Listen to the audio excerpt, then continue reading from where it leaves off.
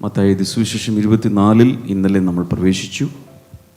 ഇന്ന് നമുക്ക് 28 വരെയുള്ള ബാക്കിയുള്ള ഭാഗങ്ങൾ മാത്രമേ ഉള്ളൂ. ഏകദേശം 4 അധികം അധ്യായങ്ങൾ മാത്രമേ ഉള്ളൂ.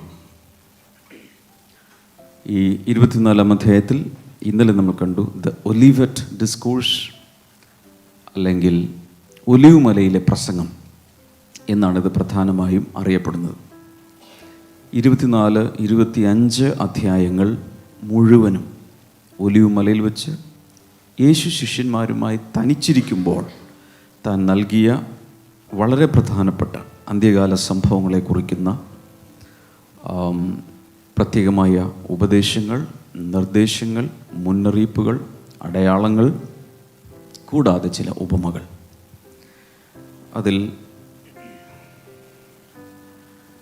എൻ്റെ സാഹചര്യം ഏകദേശം ഓർമ്മയുണ്ടായിരിക്കും. യേശു പരീശന്മാരാലും ശാസ്ത്രിമാരാലും പലരാലും ചോദ്യം ചെയ്യപ്പെടുന്നു. യേശു അവർക്ക് നല്ല മറുപടി കൊടുക്കുന്നു. മറുപടി കൊടുത്ത ശേഷം ദേവാലയത്തിൽ നിന്ന് പുറത്തേക്ക് ഇറങ്ങുവാൻ ഭാവിക്കുമ്പോൾ ശിഷ്യന്മാർ വന്ന് ദേവാലയത്തിൻ്റെ മഹിമ തന്നെ കാണിച്ചു കൊടുക്കുന്നു. എത്ര ഭയങ്കരമായി ഇത് പണിതിരിക്കുന്നു. അപ്പോൾ യേശു ഒരു കമൻറ്റ് പറഞ്ഞതിങ്ങനെയാണ്: കല്ല് കല്ലിന്മേൽ ശേഷിക്കാതെ ഇതെല്ലാം തകർന്നു പോകും എന്ന് യേശു പറഞ്ഞു. ഇത് ശിഷ്യന്മാരിൽ വലിയൊരു ക്യൂരിയോസിറ്റി ഉണർത്തി. എപ്പോഴായിരിക്കും ഇത് സംഭവിക്കാൻ പോകുന്നത്? എങ്ങനെയായിരിക്കും ഇത് സംഭവിക്കാൻ പോകുന്നത്? 3 ചോദ്യങ്ങൾ അവരോട് ചോദിക്കുന്നു. യേശുവിനോട് അവർ ചോദിക്കുന്നു. 1, വെൻ വിൽ ദിസ് ഹാപ്പൻ? എപ്പോഴാണ് ഇത് സംഭവിക്കാൻ പോകുന്നത്? ഈ ദേവാലയത്തിൻ്റെ നാശം എപ്പോൾ സംഭവിക്കും? 2, what will be the sign of your coming? നീ രണ്ടാമത് വരും, അതിൻ്റെ അടയാളങ്ങൾ എന്താണ്? 3, what will be the sign of the end of the age, അല്ലെങ്കിൽ അന്ത്യകാലത്തിൻ്റെ, യുഗത്തിൻ്റെ അവസാനത്തിൻ്റെ അടയാളം എന്താണ്? അങ്ങനെ നമ്മൾ ഇന്നലെ 4 മുതൽ 14 വരെയുള്ള ഭാഗത്ത് general science of the present age or the last days, ഇപ്പോഴത്തെ അന്ത്യകാലം എന്ന് പറയുന്നത് യേശുവിൻ്റെ 2ാം വരവ് മുതൽ യേശുവിൻ്റെ 1ാം വരവിന് ശേഷം അങ്ങോട്ട് കിടക്കുന്ന ഇനിയുള്ള 2ാം വരവും അതിന് ശേഷമുള്ള മഹോപദ്രവവും ഒക്കെ ആ കാലഘട്ടങ്ങളെല്ലാം അന്ത്യകാലത്തിൽ പെട്ടിട്ടുണ്ട്. പെന്തക്കോസ്ത് നാൾ മുതലേ അന്ത്യകാലമാണെന്നുള്ളത് അപ്പോസ്തല പ്രവൃത്തി 2-ാം അധ്യായത്തിൽ നമ്മൾ കാണുന്നുണ്ട്, അല്ലേ? അന്ത്യകാലത്ത് സകല ജഡത്തിൻ്റെ മേലും എൻ്റെ ആത്മാവിനെ പകരും. അപ്പോൾ 1-ാം നൂറ്റാണ്ടിൽ അന്ത്യകാലം സ്റ്റാർട്ട് ചെയ്തു. ജനറലി ഈ അന്ത്യകാലത്ത് യേശുവിൻ്റെ 1ാം വരവിന് ശേഷമുള്ള കാലഘട്ടത്തിൻ്റെ ലക്ഷണങ്ങൾ അവിടെ പറയുന്നുണ്ട്. പക്ഷെ ഒരു കാര്യം മറക്കരുത്. എന്താണത്? ഒരു ചോദ്യം ആദ്യം അവർ ചോദിച്ചു: ദേവാലയത്തിൻ്റെ നാശം എപ്പോൾ സംഭവിക്കും? അതുകൊണ്ട് ഒരു കാര്യം, 24-ാം അധ്യായം അത്ര എളുപ്പത്തിൽ നമുക്ക് വ്യാഖ്യാനിക്കാവുന്നതല്ല. കാരണം ഇന്നലെ ദാനിയേൽ പ്രവചനം 9:27 ആണെന്നാണ് എൻ്റെ ഓർമ്മ. 12:9. ദാനിയേൽ 12:9 ഇങ്ങനെ നമ്മൾ കണ്ടു: അന്ത്യകാലത്തേക്ക് ഈ വചനങ്ങൾ അടച്ചും മുദ്രയിട്ടും ഇരിക്കുന്നു. അതിൻ്റെ അർത്ഥം യഥാർത്ഥത്തിലുള്ള അവസാന നാളുകളിലേക്ക് എത്തുമ്പോഴേ കൂടുതൽ വ്യക്തതയോടെ ഈ പ്രവചനങ്ങൾ വെളിവായി വരികയുള്ളൂ. അതുവരെ അത് അടച്ചും മുദ്രയിട്ടും ഇരിക്കുകയാണ്. അതിൻ്റെ അർത്ഥം അതിന് മുൻ തലമുറകൾക്ക് ഒത്തിരി വ്യക്തതയോടെ ഇത് വ്യാഖ്യാനിക്കാൻ സാധ്യമല്ല. ഉദാഹരണത്തിന്, ഇതിനെക്കുറിച്ച് പഠിപ്പിക്കുന്ന ഒത്തിരി സ്കോളേഴ്സുണ്ട്. അന്ത്യകാല സംഭവങ്ങൾ സ്പെഷ്യലൈസ് ചെയ്തിരിക്കുന്ന വചന പണ്ഡിതന്മാരുണ്ട്. ഒരു പണ്ഡിതൻ പറയുന്നതായിരിക്കില്ല മറ്റേ പണ്ഡിതൻ പറയുന്നത്. കാരണം എന്താണ്? കാരണം പലതും ഊഹങ്ങളും പല ചരിത്രത്തിലെ സംഭവങ്ങളൊക്കെ എടുത്തുകൊണ്ട് വ്യാഖ്യാനിച്ച് ഒരു റൂട്ടിൽ പോകും, മറ്റേയാൾ വേറൊരു റൂട്ടിൽ പോകും. തമ്മിലൊക്കാത്ത രീതിയിലാണ് പല വ്യാഖ്യാനങ്ങളും കിടക്കുന്നത്. അതിൻ്റെ കാരണം നമ്മൾ നേരത്തെ കണ്ട 12:9 ദാനിയേൽ പ്രവചനം. അന്ത്യകാലത്തേക്ക് ഇത് മുദ്രയിട്ടിരിക്കുകയാണ്. കൂടുതൽ ചരിത്ര സംഭവങ്ങൾ വെളിവാകുമ്പോൾ ഇത് കൂടുതൽ വെളിവായി വരും എന്ന് വേണം നമുക്ക് മനസ്സിലാക്കാൻ. ഇനി 4 മുതലുള്ള ഭാഗം ഇന്നലെ നമ്മൾ കണ്ടു. General science of the present age, ഈ കാലത്തെ പൊതുവായുള്ള ചില കാര്യങ്ങൾ പറയുന്നുണ്ട്. പക്ഷേ ഒരു കാര്യം നമ്മൾ ഓർക്കേണ്ടത്, അതിൽ എന്തുകൂടെ ഉൾപ്പെട്ടിട്ടുണ്ട്? ഈ പറയുന്ന യേശു പറഞ്ഞു വരുന്ന ലക്ഷണങ്ങൾ, അടയാളങ്ങൾ, വാർണിങ്സ്, ഇതിൻ്റെ അകത്ത് യഹൂദന്മാർക്ക് നേരിടാൻ പോകുന്ന ജെറുസലേമിൻ്റെ നാശം കൂടെ ഉൾപ്പെട്ടിട്ടുണ്ട്. ചില ഭാഗങ്ങൾ അതിനെ പ്രതിപാദിക്കുന്നതാണ്. ഇങ്ങനെ വേണമെങ്കിൽ പറയാം, യഹൂദന്മാർ പല പ്രാവശ്യം ചരിത്രത്തിൽ, പലതെന്ന് പറഞ്ഞാൽ അനേക പ്രാവശ്യം പീഡിപ്പിക്കപ്പെട്ടിട്ടുണ്ട്, അനേക പ്രാവശ്യം അവിടുന്ന് ചിതറിപ്പോയിട്ടുണ്ട്, വീണ്ടും കൂട്ടിച്ചേർക്കപ്പെട്ടിട്ടുണ്ട്. അതിൽ ചരിത്രത്തിൽ ഏറ്റവും ഭയങ്കരമായി നടന്നതാണ് ഹോളോകോസ്റ്റ്. ഹിറ്റ്ലർ 60 ലക്ഷം യഹൂദന്മാരെ ഗ്യാസ് ചേമ്പറിലടച്ചും ഭയങ്കരമായ രീതിയിൽ കൂട്ടക്കൊല ചെയ്ത് 60 ലക്ഷം യഹൂദന്മാരെ കൊന്നു. അപ്പോൾ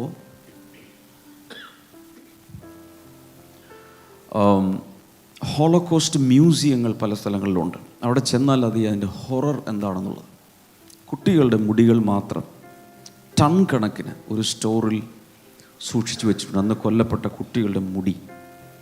കാരണം കുട്ടികളെയും സ്ത്രീകളെയെല്ലാം തലമുടി മുഴുവൻ എടുത്തു മാറ്റി അവരെ ഗ്യാസ് ചേമ്പറിൽ അടച്ചു കൊല്ലുകയൊക്കെ ചെയ്ത ഭീകരം സംഭവങ്ങളുണ്ടായിട്ടുണ്ട്. ഇന്നലെ ഞാൻ പറഞ്ഞു, ഈ ദേവാലയത്തിൻ്റെ നാശം നടന്നത് AD 70 അതിൻ്റെ ചില കാര്യങ്ങളും ഇതിനകത്ത് ഉൾപ്പെട്ടിട്ടുണ്ട്. അങ്ങനെ ഒരു മിക്സപ്പ് ഇതിനകത്തുള്ളത് കൊണ്ട് വളരെ വ്യക്തതയോടെ ഒന്നും നമുക്ക് പറയാൻ സാധ്യമല്ല. പക്ഷേ ജനറലി ഒരു മെസ്സേജ് ഇതിനകത്തുണ്ട്. അത് നമ്മൾ കണ്ടത് യഹൂദന്മാർക്കും നമുക്കും എല്ലാവർക്കും ആപ്ലിക്കബിളായ ഒരു സന്ദേശം 13-ാം വചനമാണ്. ഇന്നലെ നമ്മളത് കണ്ടു. But the one who stands firm to the end will be saved. വായിച്ചേ. എന്നാൽ അവസാനത്തോളം സഹിച്ചു നിൽക്കുന്നവൻ രക്ഷിക്കപ്പെടും. എന്താണ് ഇതിൻ്റെ അർത്ഥം? ഏറ്റവും അവസാനം വരെ എന്ന് വെച്ചാൽ യേശുവിൻ്റെ 2ാം വരവ് വരെ, മഹോപദ്രവം വരെ സഹിച്ചു നിൽക്കുക എന്നാണോ? നോ. അത്രയും നാൾ എല്ലാവരും ജീവിച്ചിരിക്കണമെന്നുണ്ടോ? നോ. ഓരോ തലമുറ പോവുകയാണ്. എൻ്റെ അർത്ഥം അവരവരുടെ ജീവിതാവസാനം വരെ, ഏത് കാലഘട്ടത്തിൽ കൂടെ പോയാലും, എത്ര വലിയ കഷ്ടപ്പാടുണ്ടായാലും എന്ത് ചെയ്തിരിക്കണം? സഹിച്ചു നിന്നിരിക്കണം. വ്യക്തിപരമായ ജീവിതത്തിൽ, യഹൂദന്മാരുടെ ജീവിതത്തിൽ, ക്രിസ്ത്യാനികളുടെ ജീവിതത്തിൽ, വിശ്വാസികളുടെ ജീവിതത്തിൽ പല രീതിയിലുള്ള പീഡനങ്ങൾ വരും, കഷ്ടതകൾ വരും. പക്ഷേ അവസാനത്തോളം സഹിച്ചു നിൽക്കുന്നവൻ മാത്രമാണ് രക്ഷിക്കപ്പെടുന്നത്. 15 മുതലുള്ള ഭാഗമാണ് നമ്മൾ ഇന്ന് ചിന്തിക്കാൻ പോകുന്നത്. Matthew 24:15. So when you see standing in the holy place the abomination of the curse that causes desolation spoken of through the prophet Daniel, let the reader understand. 15 വായിക്കാമോ? എന്നാൽ ദാനിയേൽ പ്രവാചകൻ മുഖാന്തരം അരുളി ചെയ്തതുപോലെ ശൂന്യമാകുന്ന മ്ലേച്ഛത വിശുദ്ധ സ്ഥലത്തിൽ നിൽക്കുന്നത് കാണുമ്പോൾ വായിക്കുന്നവൻ ചിന്തിച്ചു കൊള്ളട്ടെ. 5 മുതൽ 28 വരെയുള്ള ഭാഗത്തെ 2 രീതിയിൽ കാണാം. ഒന്ന്, യഹൂദന്മാരുടെ നാശം, അതിൻ്റെ ലക്ഷണങ്ങളും രീതികളും അവിടെ കാണാം. കൂടാതെ the signs of the great tribulation, മഹോപദ്രവകാലത്തിൻ്റെ ലക്ഷണങ്ങൾ. ഇത് 2ആയും വേദ പണ്ഡിതന്മാർ അതിനെ കാണാറുണ്ട്. 15 കാണുന്നത് ദാനിയേൽ പ്രവാചകൻ മുഖാന്തരം അരുളി ചെയ്തതുപോലെ ശൂന്യമാക്കുന്ന മ്ലേച്ഛത വിശുദ്ധ സ്ഥലത്ത് നിൽക്കുന്നത് കാണുമ്പോൾ വായിക്കുന്നവൻ ചിന്തിച്ചു കൊള്ളട്ടെ. ഇത് പറഞ്ഞിരിക്കുന്നത് Daniel 9:27. Daniel 9:27. He will confirm a covenant with many for 1 7. In the middle of the 7, he will put an end to sacrifice and offering. And at the temple, he will set up an abomination that causes desolation until the end that is decreed. Until the end that is decreed is poured out on him. അവൻ ഒരു ആഴ്ചവട്ടത്തേക്ക് പലരോടും നിയമത്തെ കഠിനമാക്കും. ആഴ്ചവട്ടത്തിൻ്റെ മധ്യേ അവൻ ഹനനയാഗവും ഭോജനയാഗവും നിർത്തലാക്കി കളയും. മ്ലേച്ഛതകളുടെ ചിറകിന്മേൽ ശൂന്യമാക്കുന്നവൻ വരും. നിർണയിക്കപ്പെട്ടിരിക്കുന്ന സമാപ്തിയോളം ശൂന്യമാക്കുന്നവൻ്റെ മേൽ കോപം ചൊരിയും. ബൈബിളിലെ ഏത് പ്രവചനം എടുത്താലും മിക്കവാറും മജോറിറ്റി ഭൂരിഭാഗം പ്രവചനങ്ങളും അങ്ങനെ പറയാം, അതിന് പല ഫുൾഫിൽമെൻറ്റ്സ് കാണും. പല രീതിയിൽ അത് നിറവേറും, പല കാലഘട്ടങ്ങളിൽ നിറവേറും. പല തലമുറകളിൽ നിറവേറും. നമ്മുടെ വ്യക്തിപരമായ ജീവിതത്തിലും അതിനൊരു നിറവേറൽ കാണാം. പ്രവചനങ്ങൾക്ക് അങ്ങനെ 3 നിറവേറലുകൾ സാധാരണയായി പറയാറുണ്ട്. ആ എന്താണോ പറഞ്ഞത് ആ സമയത്ത് അയാൾക്ക്, ഒരുപക്ഷെ യഹൂദനോടായിരിക്കും അത് പറഞ്ഞത്, യഹൂദന്മാരിൽ അതിനൊരു ഫുൾഫിൽമെൻറ്റ് കാണും. അത് കൂടാതെ അവർക്ക് ശേഷം ഇങ്ങോട്ട് ഉള്ള സമയത്തും പല കാലഘട്ടങ്ങളിൽ പല തലമുറകളിൽ ഒരു പ്രവചനത്തിന് നിറവേറലുകൾ കാണാം. വ്യക്തിപരമായ നമ്മുടെ ജീവിതത്തിലും അത് കാണാം. അങ്ങനെ നോക്കുമ്പോൾ ഈ 15 മുതൽ 28 വരെയുള്ള ഭാഗത്ത് അതിൻ്റെ ഒരു ഭാഗം, ഒരു നിറവേറൽ ജെറുസലേമിൻ്റെ നാശമായിരുന്നു. എപ്പോഴത്തെ നാശം? 1-ാം നൂറ്റാണ്ടിൽ AD 70 നാശം. രണ്ടാമത്തേത് ഞാൻ നേരത്തെ പറഞ്ഞു, മഹോപദ്രവകാലത്ത് നിറവേറാനിരിക്കുന്നതാണ്. ഈ ദാനിയേൽ പ്രവചനത്തിൽ പറയുന്നത് അതിൻ്റെ ചില ഭാഗങ്ങൾ ഇവിടെയും ആപ്ലിക്കബിൾ ആണ്. കാരണം അവിടെ പറയുന്ന ഒരു കാര്യം, ശൂന്യമാക്കുന്ന മ്ലേച്ഛത വിശുദ്ധ സ്ഥലത്ത് നിൽക്കുന്നത് നിങ്ങൾ കാണുമ്പോൾ, ദേവാലയത്തിനകത്ത് മ്ലേച്ഛത പ്രവേശിച്ച് അത് ശൂന്യമാക്കുന്നു. അത് ആ AD 70 അതുപോലെ തന്നെ നിറവേറി. എന്നാൽ മഹോപദ്രവകാലത്ത് അവിടെ 7 ആഴ്ച എന്ന് പറയുന്ന ഒരു ഭാഗമുണ്ട് അല്ലേ, 7. അത് കാണിക്കുന്നത് 7 ദിവസങ്ങൾ അല്ലേ. അതൊന്നുകൂടി കാണിക്കുമ്പോൾ 9:27 7 ആഴ്ചവട്ടം. 7 ആഴ്ചവട്ടം. 7 ആഴ്ചവട്ടത്തിൻ്റെ ഒരു കണക്കുണ്ട്. അത് ഇപ്പോൾ നമുക്ക് വ്യാഖ്യാനിക്കാൻ സമയമില്ല. എന്നാൽ അതിൻ്റെ ഏറ്റവും അവസാന ആഴ്ച എന്ന് പറയുന്ന ഒരു ഭാഗം വരുന്നുണ്ട്. അത് പറയുന്നത് മഹോപദ്രവകാലത്തെക്കുറിച്ചാണ്. ഇത് 7 വർഷത്തെക്കുറിച്ചാണ്. അതിനിടയിലാണ് നിയമം കഠിനമാക്കുന്നതും ശൂന്യമാക്കുന്ന മ്ലേച്ഛത വരുന്നതും, എതിർ ക്രിസ്തു അതിനകത്ത് പ്രവേശിക്കുന്നു, താൻ ഉയർത്തുന്നതും. അങ്ങനെ ഒരു നാശം കൂടെ അതിനകത്ത് ഉൾപ്പെട്ടിട്ടുണ്ട്. ഇനി 16-ാമത്തെ വചനം, then let those who are in Judea flee to the mountains. അന്ന് യഹൂദയിലുള്ളവർ മലകളിലേക്ക് ഓടിപ്പോകട്ടെ. ഇത് AD 70 ആപ്ലിക്കബിൾ ആണ്. അന്ന് അതുപോലുള്ള പലായനം അവിടെ നടന്നു. യഹൂദയിലുള്ളവരെല്ലാം മലമുകളിലേക്ക് ഓടി. let no one on the housetop go down to take anything out of the house. വീട്ടിന്മേലിരിക്കുന്നവർ വീട്ടിലുള്ളത് എടുക്കേണ്ടതിന് ഇറങ്ങരുത്. അതിനുള്ള സമയം പോലുമില്ല. പലായനം ചെയ്യാൻ, ഓടാൻ മാത്രമേ സമയമുള്ളൂ ജീവരക്ഷയ്ക്കായി. let no one in the field go back to get their cloak. വയലിലുള്ളവൻ വസ്ത്രമെടുപ്പാൻ മടങ്ങിപ്പോകരുത്. 19 how dreadful it will be in those days for pregnant women and nursing mothers. ആ കാലത്ത് ഗർഭിണികൾക്കും മുലകുടിപ്പിക്കുന്നവർക്കും അയ്യോ കഷ്ടം. കാര്യം എന്താണ്? അവർക്ക് ഓടാൻ കഴിയുമോ? ഇത്രയും വലിയൊരു ആക്രമണം, റോമൻ പട്ടാളം മുഴുവൻ വന്ന് ആക്രമിക്കുന്ന സമയത്ത് ഗർഭിണികളും കൊച്ചു കുഞ്ഞുങ്ങളുള്ളവർക്കും അയ്യോ കഷ്ടം. അവർക്ക് ഓടുവാൻ പോലും കഴിയില്ല. പലപ്പോഴും ഗർഭിണികളും ഇതുപോലെ കൊച്ചു കുഞ്ഞുങ്ങളുള്ളവരുമാണ് ആദ്യം കൊല്ലപ്പെടുന്നത്. കാരണം അവർക്ക് ഓടാൻ പറ്റാത്തതുകൊണ്ട് അവർ വന്ന് സ്ത്രീകളെയും കുഞ്ഞുങ്ങളെയും പലപ്പോഴും വാളിൻ്റെ വായ്ത്തലേക്ക് അവർ ഇരയാക്കി. നിങ്ങളുടെ ഓടിപ്പോക്ക് ശീതകാലത്തോ ശബത്തിലോ സംഭവിക്കാതിരിപ്പാൻ പ്രാർത്ഥിപ്പിൻ. കാര്യം എന്താണെന്നറിയാമോ? ശീതകാലത്ത് ഓടുവാൻ ബുദ്ധിമുട്ടാണ്. നല്ല തണുപ്പുള്ള സമയത്ത് ഓടി രക്ഷപ്പെടാൻ കഴിയുമോ? ശബത്തിൽ ഓടുവാൻ പ്രമാണമില്ല. സഞ്ചരിക്കാൻ അവർക്ക് നിർവാഹമില്ല. ഒരു യഹൂദന് ശബത്തിൽ യാത്ര ചെയ്യാൻ സാധ്യമല്ല. അവർ ഒരു ശബത്ത് ദിവസത്തെ വഴി ദൂരം എന്ന് കാണുന്നുണ്ട്. അലൗഡ് ആയിട്ടുള്ള ഒരു ഡിസ്റ്റൻസ് ഉണ്ട്. അതിൻ്റെ അപ്പുറത്തേക്ക് അവർക്ക് യാത്ര ചെയ്യാൻ പാടില്ല. അപ്പോൾ ശബത്തിലോ ശീതകാലത്തോ ഇത് സംഭവിച്ചാൽ എന്തായിരിക്കും അതിൻ്റെ കാഠിന്യം? 21:4 then there will be great distress unequaled from the beginning of the world until now and never to be equaled again. ലോകാരംഭം മുതൽ ഇന്നുവരെയും സംഭവിച്ചിട്ടില്ലാത്തതും ഇനിമേൽ സംഭവിക്കാത്തതുമായ വലിയ കഷ്ടമൊന്നുണ്ടാവും. അത് സാധാരണ അത് പറയുന്നത് മഹോപദ്രവത്തെക്കുറിച്ചാണ് ഇല്ലേ? മഹോപദ്രവത്തിലാണ് ഒരിക്കലുമില്ലാത്തൊരു കഷ്ടത ഉണ്ടാകാൻ പോകുന്നത്. അത് ഞാൻ പറഞ്ഞതിൽ കുറച്ച് മിക്സപ്പ് കാണും. പല നിറവേറലുകൾ ഇതിനുണ്ടാകും. 22 if those days had not been cut short no one would survive but for the sake of the elect those days will be shortened. ആ നാളുകൾ ചുരുങ്ങാതിരുന്നാൽ ഒരു ജഡവും രക്ഷപ്പെടുകയില്ല. വൃതന്മാർ നിമിത്തമോ ആ നാളുകൾ ചുരുങ്ങും. ഇത് മഹോപദ്രവത്തെക്കുറിച്ചാണ് ആപ്ലിക്കബിൾ എങ്കിൽ മഹോപദ്രവം വെറും 7 വർഷമുള്ളൂ. എത്രയോ യുഗങ്ങൾ ചരിത്രത്തിലുണ്ട്. പക്ഷേ ആകെ 7 വർഷത്തേക്ക് ഇത് ചുരുക്കിയിരിക്കുകയാണ്. കാരണം വൃദ്ധന്മാർ പോലും അതല്ലെങ്കിൽ രക്ഷപ്പെടുകയില്ല. വൃദ്ധന്മാരല്ല, ദ ഇലക്ട് എന്ന് വെച്ചാൽ തിരഞ്ഞെടുക്കപ്പെടുന്നവർ പോലും അന്ന് രക്ഷപ്പെടുവാൻ സാധ്യതയില്ല, സർവൈവ് ചെയ്യാൻ സാധ്യതയില്ല, അത് ചുരുങ്ങാതിരുന്നാൽ. അതുകൊണ്ട് 7 വർഷത്തേക്കായി ഇത് ചുരുക്കപ്പെട്ടിരിക്കുന്നു.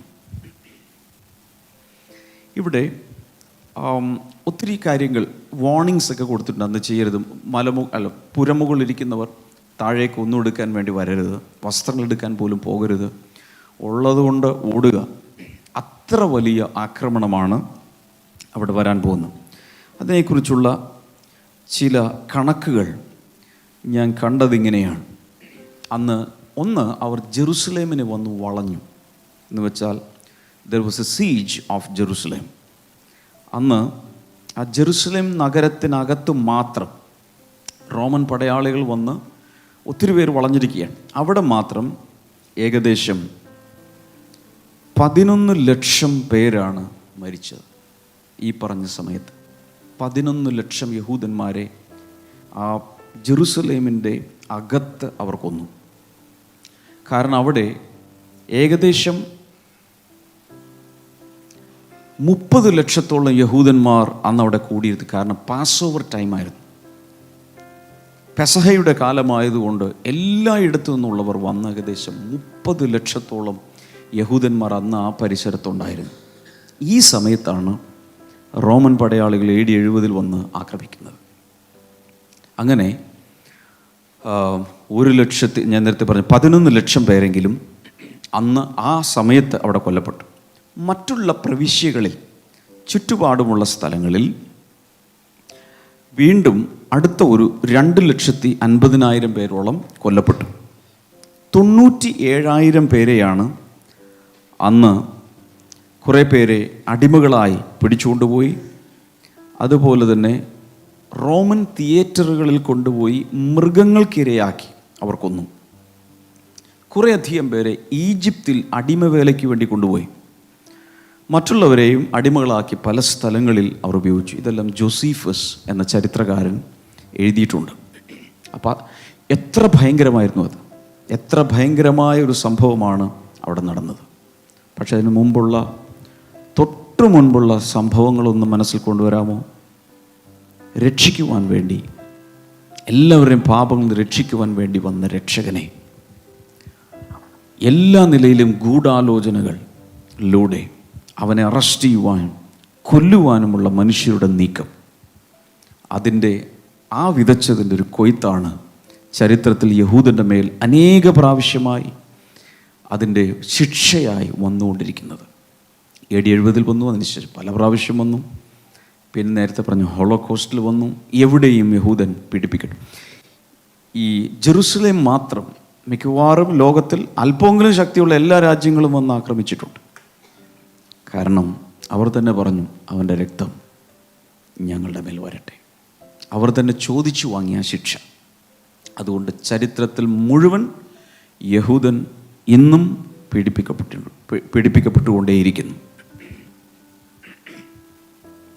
ഞാൻ ഇന്നലെ പറഞ്ഞതുപോലെ ടൈറ്റസ് എന്ന ഒരു റോമൻ ജനറലിൻ്റെ കാലത്താണ് ഈ സംഭവങ്ങളൊക്കെ നടക്കുന്നത്. 23-ാമത്തെ വചനത്തിൽ വരാം. At that time, if anyone says to you, look, here is the Messiah, or there he is, do not believe it. അന്ന് ആരാനും നിങ്ങളോട് ഇതാ ക്രിസ്തു ഇവിടെ, അല്ല അവിടെ എന്ന് പറഞ്ഞാൽ വിശ്വസിക്കരുത്. അപ്പോൾ ആ കാലഘട്ടത്തിൽ മശിയാണ് അവിടെ വന്നിരിക്കുന്നത്, അല്ലേ? മശിയാണ് അവരോട് സംസാരിച്ചുകൊണ്ടിരിക്കുന്നത്. പക്ഷേ അവർക്ക് തിരിച്ചറിയാൻ കഴിയുന്നില്ല, അവർ അത് വിശ്വസിക്കുന്നില്ല. പക്ഷെ ആ കാലത്ത് മശിഹ എന്ന് പറഞ്ഞുകൊണ്ട് പലരും വരും. നിങ്ങൾ വിശ്വസിക്കരുത്. ഇത് മഹോപദ്രവകാലത്തിനും ആപ്ലിക്കബിളാണ്. For false messiahs and false prophets will appear and perform great signs and wonders to deceive, if possible, even the elect. കള്ളക്രിസ്തുക്കളും കള്ളപ്രവാചകന്മാരും എഴുന്നേറ്റ് കഴിയുമെങ്കിൽ വൃദ്ധന്മാരെയും തെറ്റിപ്പാനായി വലിയ അടയാളങ്ങളും അത്ഭുതങ്ങളും കാണിക്കും. ഞാൻ കഴിഞ്ഞ omega days of the age ഒക്കെ പറഞ്ഞ സമയത്ത് ഓർക്കുന്നുണ്ടായിരിക്കും. ഇതിനകം എത്രയോ കള്ളക്രിസ്തുക്കൾ, എത്രയോ കള്ളപ്രവാചകന്മാർ, എത്രയോ കള്ള മശിഹാകൾ എഴുന്നേറ്റു. അവർ വന്ന് ഭയങ്കരമായ അത്ഭുതങ്ങളും അടയാളങ്ങളും ഒക്കെ കാണിക്കും. ഒരു കാര്യം എപ്പോഴും മനസ്സിലാക്കേണ്ടത്, അത്ഭുതങ്ങളും അടയാളങ്ങളും ദൈവം മാത്രമല്ല പ്രവർത്തിക്കുന്നത്. എപ്പോഴും ഓർക്കുക, അത്ഭുതങ്ങളും അടയാളങ്ങളും ദൈവം മാത്രമല്ല. പിന്നെ ആരും പ്രവർത്തിക്കും? പിശാച് പ്രവർത്തിക്കും. ഏറ്റവും നല്ല ഉദാഹരണം, മോശയുടെ കാലത്ത് മോശ വടി താഴെയിടുന്നു, അത് സർപ്പമായി മാറുന്നു. മന്ത്രവാദികളും വടി താഴെയിടുന്നു, അതുമെല്ലാം സർപ്പമായി. വ്യത്യാസം, മോശയുടെ വടി മറ്റെല്ലാ വടികളെയും അല്ലെങ്കിൽ എല്ലാ സർപ്പങ്ങളെയും വിഴുങ്ങി. ദൈവം ചെയ്യുന്ന അത്ഭുതങ്ങൾ മറ്റുള്ള സകല അത്ഭുതങ്ങളെയും അടയാളങ്ങളെയും നിർവീര്യമാക്കി കളയും. ഒരു ഹല്ലേലൂയ പറയാമോ? അതുകൊണ്ട് കള്ളക്രിസ്തുക്കൾ വരും, കള്ളപ്രവാചകന്മാർ വരും, വലിയ അത്ഭുതങ്ങൾ ചെയ്ത് പലരെയും ജനക്കൂട്ടങ്ങളെ വശീകരിക്കുവാൻ അവർ ശ്രമിക്കും. 25 See, I have told you ahead of time. ഓർത്തുകൊള്ളുവിൻ, ഞാൻ മുൻപ് കൂട്ടി നിങ്ങളോട് പറഞ്ഞിരിക്കുന്നു. വളരെ നേരത്തെ ഞാൻ നിങ്ങളോട് പറഞ്ഞിട്ടുണ്ട്. എൻ്റെ നാമം എടുത്തുകൊണ്ട് പലരും വരും, പക്ഷേ നിങ്ങൾ വിശ്വസിക്കരുത്. 26 For if anyone tells you there he is out in the wilderness, do not go out, or here he is in the inner rooms, do not believe it. ആകയാൽ നിങ്ങളോട് അതാ അവൻ മരുഭൂമിയിൽ എന്ന് പറഞ്ഞാൽ പുറപ്പെടരുത്, ഇതാ അറകളിൽ എന്ന് പറഞ്ഞാൽ വിശ്വസിക്കുകയും വരുത്. രണ്ട് രീതിയിൽ വരാം. ഒന്ന്, വെളിം പ്രദേശത്ത് പരസ്യമായി ഓപ്പൺ എയറിൽ ചില മീറ്റിങ്ങുകൾ പോലെ നടത്തിക്കൊണ്ട് ഒത്തിരി പേരെ ആകർഷിച്ച് എതിർ ക്രിസ്തുക്കൾ വരാം. മറ്റൊന്ന്, ഞാൻ ഇന്നലെയൊക്കെ പറഞ്ഞതുപോലെ ഏതെങ്കിലും ഒരു മുറിയിലിരുന്നുകൊണ്ട് ആളുകളെ കാണുന്ന രീതിയിലും വരാം, അറകളിലിരുന്നുകൊണ്ട് ആളുകളെ കാണുന്ന രീതിയിലും വരാം. ഇത് രണ്ട് രീതിയിലാണെങ്കിലും പോകരുത്. കാരണം ദൈവപുത്രൻ, ദൈവവചനം മാംസമായി, മനുഷ്യമാംസമായി തീർന്ന ഒറ്റ സംഭവമേ ഉള്ളൂ. അത് നസറായനായ യേശുവാണ്. അവനാണ് മശിഹ. മറ്റുള്ളവർ വന്നാൽ വിശ്വസിക്കരുത്. അതുകൊണ്ട് മുൻപ് കൂട്ടി ഞാൻ നിങ്ങളോട് ഇത് പറഞ്ഞിരിക്കുന്നു. 27 For as lightning that comes from the east is visible even in the west, so will be the coming of the Son of Man. മിന്നൽ കിഴക്ക് നിന്ന് പുറപ്പെട്ട് പടിഞ്ഞാറോളം വിളങ്ങും പോലെ മനുഷ്യപുത്രന്റെ വരവ് ആകും. ഇത് മനുഷ്യപുത്രൻ്റെ രണ്ടാം വരവിനെ കുറിച്ചാണ് അവിടെ പറയുന്നത്. ആ വരവ് എങ്ങനെയായിരിക്കും? മിന്നൽ കിഴക്ക് നിന്ന് പുറപ്പെട്ട് പടിഞ്ഞാറോളം വിളങ്ങും പോലെ മനുഷ്യപുത്രൻ്റെ വരവാകും. ഈ മിന്നൽ വരുന്നത് ആർക്കും പ്രതീക്ഷിക്കാൻ സാധ്യമല്ല. നമുക്ക് ഇങ്ങനെ നോക്കിക്കൊണ്ടിരുന്നാൽ കൃത്യം 10:10 മിന്നൽ വരും. നോ, അത് അപ്രതീക്ഷിതമായ സമയത്താണ് വരുന്നത്. രണ്ട്, പൊടുന്നനെയാണ്, സാവധാനത്തിലല്ല, പൊടുന്നനെയാണ് വരുന്നത്. സാധാരണ ഇത് റാപ്ചറിന് വേണ്ടി, ഉൽപ്രാപണത്തിന് വേണ്ടി, അല്ലെങ്കിൽ ഒരുങ്ങിയിരിക്കുന്ന തൻ്റെ മക്കളെ ചേർക്കുവാൻ വേണ്ടി യേശു വരുന്നതായിട്ടാണ് ഈ ഭാഗം വ്യാഖ്യാനിക്കപ്പെടാറ്. യേശുവിൻ്റെ രണ്ടാം വരവിന് രണ്ട് മുഖങ്ങളുണ്ടെന്നുണ്ട്. ഒന്ന്, മധ്യാകാശത്തിൽ വരുന്നു, എന്തിനു വേണ്ടി? ഒരുങ്ങിയിരിക്കുന്നവരെ കൊണ്ടുപോകാൻ. രണ്ട്, അതിന് 7 വർഷങ്ങൾ കഴിയുമ്പോൾ മഹോപദ്രവകാലത്തിൻ്റെ ഏറ്റവും അവസാനം അവൻ മഹത്വത്തിൽ പ്രത്യക്ഷപ്പെട്ട് ഒലിവുമലയിലേക്ക് ഇറങ്ങി, ഒരു ഭൂമിയിൽ ഇറങ്ങും. അത് സാവധാനമാണ്. എന്നാൽ പൊടുന്നനെയുള്ള വരവ് എന്തിനാണ് കാണിക്കുന്നത്? മഹോപദ്രവകാലത്തിന് മുൻപ് തന്നെ തൻ്റെ വൃതന്മാരെ ചേർക്കുവാൻ വരുന്നതിനെയാണ് അത് കാണിക്കുന്നത്. 28 Whenever there is a carcass, there the vultures will gather. ശവം ഉള്ളിടത്ത് കഴുക്കൽ കൂടും. എന്താണ് ഇതിൻ്റെ അർത്ഥം? നാച്ചുറലി എന്താണ് അർത്ഥം? ഒരു ഡെഡ് ബോഡി എവിടെയെങ്കിലും കണ്ടാൽ എന്ത് ചെയ്യും? ശവന്തീനി പക്ഷികൾ വട്ടം വിട്ട് പറന്ന് അതിനെ കൊത്തി തിന്നാൻ വേണ്ടി വരും. ഇതുപോലെ ഇതിനെ ഒത്തിരി രീതിയിൽ വ്യാഖ്യാനിച്ച് കണ്ടിട്ടുണ്ട്. തൊട്ടു മുമ്പ് പറഞ്ഞിരിക്കുന്നതിനെ കുറിച്ചാണ്, യേശുവിനെ കുറിച്ചാണ്. അപ്പോൾ യേശു വരുമ്പോൾ ഇവിടെയുള്ള കഴുക്കളെ എല്ലാം പറന്നുയരുന്നതിനായിട്ട് ഇത് വ്യാഖ്യാനിക്കാറുണ്ട്. മറ്റൊന്ന്, AD 70 ദേവാലയം നശിപ്പിക്കപ്പെടുമ്പോൾ, നഗരം നശിപ്പിക്കപ്പെടുമ്പോൾ അന്നും ഇതുപോലെ കഴുക്കൾ വളയുന്നത് പോലെ ചുറ്റും കഴുകന്മാർ വളയുന്നത് പോലെ റോമൻ പടയാളികൾ വന്ന്, ലക്ഷക്കണക്കിന് റോമൻ പടയാളികൾ വന്ന് വളഞ്ഞു. അങ്ങനെ വ്യാഖ്യാനിക്കാറുണ്ട്. പല രീതിയിലുള്ള വ്യാഖ്യാനങ്ങൾ ഇതിന് കൊടുക്കാറുണ്ട്. വ്യാഖ്യാനം എന്തായാലും നമ്മളൊരു കാര്യം മനസ്സിലാക്കേണ്ടത്, അന്ത്യകാല സംഭവങ്ങളുടെ ഒരു ഭാഗമായി ഇതിന് പല നിറവേറലുകൾ കാണും. ഓൾറൈറ്റ്. ഇനി ഈ ശവമുള്ളിടത്ത് കഴുക്കൽ കൂടും എന്നൊരു ഭാഗത്തിന് മറ്റൊരു വ്യാഖ്യാനം ഉള്ളത് റെവലേഷൻ ചാപ്റ്റർ 19:17-21. വെളിപ്പാട് പുസ്തകം 19:17 മുതൽ 21 വരെയുള്ള ഭാഗത്ത് ദ ബാറ്റിൽ ഓഫ് അർമഗദോൻ യുദ്ധം. ഇത് നമ്മൾ കണ്ടതാണ്, എങ്കിലും ഇങ്ങനെ സിസ്റ്റമാറ്റിക്കായി പഠിക്കുമ്പോൾ നമുക്ക് ചില കാര്യങ്ങൾ കൂടെ മനസ്സിലാക്കാൻ കഴിയും. ആ ശവമുള്ളിടത്ത് കഴുക്കൽ കൂടും എന്നതിൻ്റെ മറ്റൊരു വചനത്താലുള്ള വ്യാഖ്യാനം ഇവിടെയാണ്. നോക്കാം. 17 And I saw an angel standing in the sun, who cried in a loud voice to all the birds flying in the mid-air, Come, gather together for the great supper of God. ഒരു ദൂതൻ സൂര്യനിൽ നിൽക്കുന്നത് ഞാൻ കണ്ടു. അവൻ ആകാശമധ്യേ പറക്കുന്ന സകല പക്ഷികളോടും രാജാക്കന്മാരുടെ മാംസവും സഹസ്രാധിപന്മാരുടെ മാംസവും വീരന്മാരുടെ മാംസവും കുതിരകളുടെയും കുതിരപ്പുറത്തിരിക്കുന്നവരുടെയും മാംസവും സ്വതന്ത്രന്മാരും ദാസന്മാരും ചെറിയവരും വലിയവരുമായ എല്ലാവരുടെയും മാംസവും തിന്മാൻ മഹാദൈവത്തിൻ്റെ അത്താഴത്തിന് വന്നുകൂടുവിനെന്ന് ഉറക്കെ വിളിച്ചു പറഞ്ഞു. Verse number 18, so that you may eat the flesh of kings, generals, and the mighty, of horses and their riders, and the flesh of all people, free and slave, great and small. ഈ ഭാഗത്ത് ഒരു ദൈവത്തിൻ്റെ അത്താഴത്തിന് വരുവിൻ എന്നൊരു ദൂതൻ വിളിച്ചു പറയുകയാണ്. ഇവിടെ അത്താഴം എന്ന് പറയുന്നത് എന്താണ്? ദൈവത്തിൻ്റെ വലിയ ന്യായവിധി വന്നിട്ട് മനുഷ്യരും കുതിരകളും പടയാളികളും സ്വതന്ത്രരും അടിമകളും എല്ലാവരും ഡെഡ് ബോഡികൾ, ശവങ്ങളിങ്ങനെ കിടക്കുമ്പോൾ ഒരു ദൂതൻ പറയുകയാണ്, ആകാശത്തിലെ പറവകളെ വാ, നിങ്ങൾക്ക് നല്ലൊരു അത്താഴം ഒരുങ്ങിയിട്ടുണ്ട്. ഇതുപോലെ മനുഷ്യർ കൊല്ലപ്പെടും. ഇതിൻ്റെ നിറവേറലും ഞാൻ നേരത്തെ പറഞ്ഞതുപോലെ ദേവാലയം നശിപ്പിക്കപ്പെട്ട ആ സമയത്ത് നടന്നിട്ടുണ്ട്. ഇനി ഒരെണ്ണം വരുന്നുണ്ട്. അതെപ്പോഴാണ്?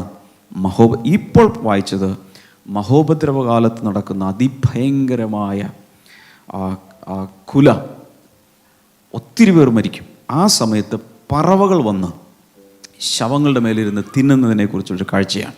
19 Then I saw the beast and the kings of the earth and their armies gathered together to wage war against the rider on the horse and his army.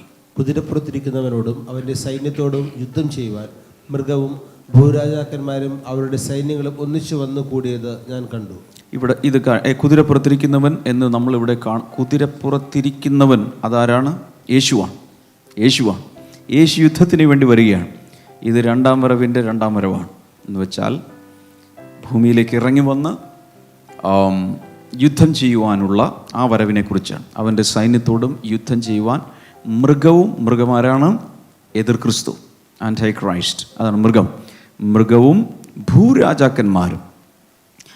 അത് എതിർ ക്രിസ്തുവിനോട് ചേർന്ന് ഭൂമിയിലുള്ള സകല ഭരണാധിപന്മാരും അവരുടെ സൈന്യങ്ങളും മിക്കവാറും എല്ലാ ലോകരാജ്യങ്ങളും ഒന്നിച്ചു കൂടും യേശുവിനോട് യുദ്ധം ചെയ്യാൻ. പിശാചാണ് അതിൻ്റെ പുറകിൽ ഇവരെ ക്യാൻവസ് ചെയ്ത് ഒരുമിച്ച് ഒറ്റ ആർമിയാക്കി മാറ്റുന്നത്. ഇത് നടക്കാൻ പോകുന്നത് മഹോപദ്രവകാലത്തിൻ്റെ അവസാന ഭാഗത്താണ്.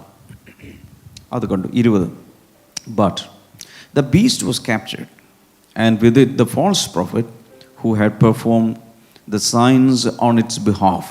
With these signs he had deluded those who had received the mark of the beast and worshipped its image. The two of them were thrown alive into the fiery lake of burning sulfur. മൃഗത്തെയും അതിൻ്റെ മുൻപാകെ താൻ ചെയ്ത അടയാളങ്ങളാൽ മനുഷ്യരെ ചതിച്ച് മൃഗത്തിൻ്റെ മുദ്ര ഏൽപ്പിക്കുകയും അതിൻ്റെ പ്രതിമയെ നമസ്കരിപ്പിക്കുകയും ചെയ്ത കള്ളപ്രവാചകനെയും പിടിച്ചുകെട്ടി ഇരുവരെയും ഗന്ധകം കത്തുന്ന തീപ്പൊയ്യിൽ ജീവനോടെ തള്ളിക്കളഞ്ഞു. ഇവിടെ ഈ ഒരു യുദ്ധത്തിൻ്റെ ഒരു പ്രത്യേകത എന്ന് പറയുന്നത് ഇതാണ്. ഭൂമിയിലുള്ള സാധാരണ പച്ചമാംസമുള്ള മനുഷ്യരും സ്വർഗത്തിൽ നിന്നിറങ്ങി വരുന്ന സൈന്യം തമ്മിലാണ് യുദ്ധം നടക്കുന്നത്. യേശുവുമായിട്ട് അവിടെ മൃഗം എന്തു ചെയ്യുന്നു? പിടിക്കപ്പെടുന്നു. കള്ളപ്രവാചകനും പിടിക്കപ്പെടുന്നു. എന്ന് മാത്രമല്ല, അവരെ രണ്ടുപേരെയും എങ്ങോട്ട് കൊണ്ടുപോയി ഇടുന്നു? ഗന്ധകം കത്തുന്ന തീപ്പൊയ്കയിൽ ജീവനോടെ തള്ളിക്കളഞ്ഞു. അവിടെ കൊണ്ടുപോയി ഇടുന്ന കാണുന്നു. The rest were killed with the sword coming out of the mouth of the rider on the horse, and all the birds gorged themselves on their flesh. മൃഗത്തെയും അതിൻ്റെ മുൻപാകെ താൻ ചെയ്ത അടയാളങ്ങളാൽ മനുഷ്യരെ ചതിച്ച് മൃഗത്തിൻ്റെ മുദ്രയേൽപ്പിക്കുകയും അതിൻ്റെ പ്രതിമയെ നമസ്കരിപ്പിക്കുകയും ചെയ്ത കള്ളപ്രവാചകനെയും പിടിച്ചുകെട്ടി ഇരുവരെയും ഗന്ധകം കത്തുന്ന തീപ്പൊയ്കയിൽ ജീവനോടെ തള്ളിക്കളഞ്ഞു.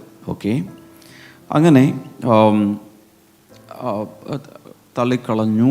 21 വായിച്ചോ. ശേഷിച്ചവരെ കുതിരപ്പുറത്തിരിക്കുന്നവന്റെ വായിൽ നിന്ന് പുറപ്പെടുന്ന വാൾ കൊണ്ട് കൊന്ന് അവരുടെ മാംസം തിന്ന് സകല പക്ഷികൾക്കും തൃപ്തി വന്നു. ശവമുള്ളിടത്ത് കഴുക്കൽ കൂടും എന്നതിൻ്റെ ഒരു ഫുൾഫിൽമെൻ്റാണ് ഇവിടെ കാണുന്നത്. എവിടെയാണ് കാണുന്നത്? മഹോപദ്രവകാലത്ത് വരാൻ പോകുന്ന ഭയങ്കരമായ മനുഷ്യരുടെ മരണം, യുദ്ധത്തിലുള്ള മരണം. കാരണം അവർ ഇപ്രാവശ്യം യുദ്ധം ചെയ്യുന്ന സാധാരണ ഒരു രാജാവിനോടല്ല, രാജാധിരാജാവിനോടാണ്. മനുഷ്യർക്ക് ഒരിക്കലും ദൈവത്തോട് മത്സരിച്ച് നിൽക്കുവാൻ സാധ്യമല്ല. അന്ന് ആ 7 വർഷങ്ങൾ ദൈവത്തിൻ്റെ മഹാക്രോധം ഈ ഭൂമിയിലേക്ക് പകരപ്പെടും. സകല പാപികളുടെയും മേൽ, ഇതുവരെ ദൈവത്തിനെതിരെ നിന്നവരുടെ മേൽ എല്ലാം പകരപ്പെടും. ഇപ്പോൾ അതിനുവേണ്ടി റിസർവ് ചെയ്ത് വെച്ചിരിക്കുകയാണ് ആ കോപം. ആ ക്രോധം, ദൈവക്രോധം ഈ കാലഘട്ടത്തിലേക്ക് വേണ്ടി സംഗ്രഹിച്ചു വച്ചിരിക്കുന്നതെന്നാണ് പറയുന്നത്. ഇപ്പോൾ നടക്കുന്നതൊന്നും വലിയൊരു ന്യായവിധി എന്ന് നമുക്ക് പറയാൻ സാധ്യമല്ല. മനുഷ്യരുടെ പാപത്തിൻ്റെ പരിണിത ഫലം മാത്രമാണെങ്കിൽ അക്കാലത്ത് നടക്കാൻ പോകുന്നത് ദൈവത്തിൻ്റെ ന്യായവിധിയായിരിക്കും. അതാണ് ക്രോധ കലശങ്ങൾ ഓരോന്നോരോന്ന് ഈ ഭൂമിയിലേക്ക് ഒഴിക്കുന്നതായി പറയുന്നത്. അതിങ്ങനെ കളക്ട് ചെയ്ത് വച്ചിരിക്കുകയാണ്. പറഞ്ഞു വന്നത് ഇത്രയേ ഉള്ളൂ. 28 വരെയുള്ള വചനങ്ങളിൽ നമ്മൾ കണ്ടത് ദേവാലയത്തിൻ്റെ നാശം എപ്പോൾ സംഭവിക്കും, എങ്ങനെ സംഭവിക്കും, നിൻ്റെ വരവിൻ്റെ ലക്ഷണങ്ങൾ എന്താണ്, പിന്നെ അന്ത്യകാലത്തിൻ്റെ ലക്ഷണങ്ങൾ എന്താണ്, അവസാന കാലത്തിൻ്റെ ഈ ഭാഗങ്ങൾ മറുപടിയായി യേശു പറയുമ്പോൾ അത് കൃത്യമായ അതാ നടക്കേണ്ട ഓർഡറിൽ തന്നെയാണ് എന്ന് നമുക്ക് പറയാൻ സാധ്യമല്ല. എപ്പോഴും ഓർക്കേണ്ടത് മത്തായി 24 വായിക്കുമ്പോൾ പല ഫുൾഫിൽമെൻറ്റ്സ് അതിന് കാണും. നേരത്തെ തന്നെ എല്ലാം വ്യക്തതയോടെ പറഞ്ഞു വെക്കാൻ ഒരുപക്ഷെ നമുക്ക് സാധ്യമല്ല. ചരിത്രത്തിൽ നമ്മൾ ജീവിച്ച് മുന്നേറുമ്പോൾ പല കാര്യങ്ങളും പുറത്തേക്ക് ചരിത്രത്തിൽ നടന്നു കഴിയുമ്പോൾ മനസ്സിലാകും അന്ന് യേശു പറഞ്ഞ് ഇതിനെക്കുറിച്ചാണ്. കുറച്ചുകൂടി പ്രോഗ്രസ് ചെയ്യുമ്പോൾ നമുക്ക് മനസ്സിലാകും, കുറച്ചുകൂടി വ്യക്തതയോടെ മനസ്സിലാകും യേശു പറഞ്ഞത് ഇങ്ങനെയാണ്. അതുകൊണ്ട് അത് അന്ത്യകാലത്തേക്ക് വേണ്ടി മുദ്രയിട്ടിരിക്കുന്നു എന്ന് വേണം നമുക്ക് മനസ്സിലാക്കാൻ. 29 മുതലുള്ള വചനങ്ങൾ നമുക്ക് നാളെ പഠിക്കാം. ഒരു നിമിഷം കണ്ണുകളടച്ച് പ്രാർത്ഥിക്കാം.